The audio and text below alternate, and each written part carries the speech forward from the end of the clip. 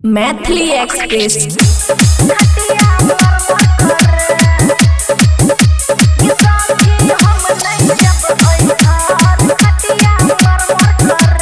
खुशी recording studio बलुआहा। सैया एलै ससुराल दहिया थर थर करे, सैया एलै ससुराल दहिया थर थर करे।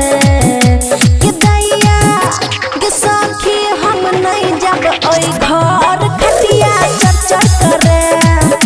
कि सखी हम नहीं जब ओई घर खटिया मर मर करे। डीजे गजे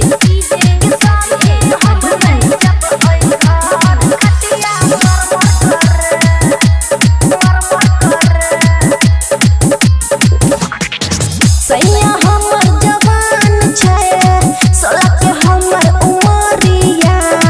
हमन जेबै सैया घर, लाइट जोहर के पूरिया। बाप रे बाप, हाँ हाँ सैया हमर जवान छै, 16 के हमर उमरिया। हमन जेबै सैया घर, लाइट जोहर के पूरिया। चढ़ जवानी देख के सैया मर मर करे, चढ़ जवानी देख के सैया मर मर करे। गे दैया गे सखी हम नहीं जब ओई घर खटिया चर चर करे।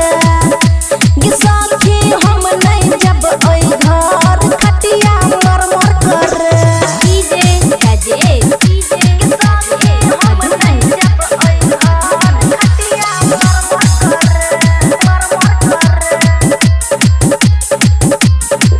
हाँ साँझ के बारी बंद करके नाइटी हमरा पिन्हाबै छै।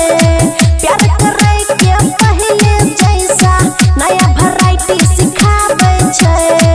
गे सखी की कहियो, हाँ हाँ साँझ के बारी बंद करके नाइटी हमरा पिन्हाबै छै। प्यार करे पहले जैसा नया वैरायटी सिखाबै छै।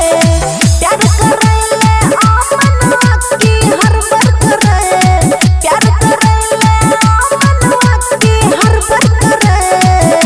कि दैया कि सखी हम नहीं जब ओई घर खटिया चर चर करे। कि सखी हम नहीं जब ओई घर खटिया मर मर करे। खुशी रिकॉर्डिंग स्टूडियो बलुआहा।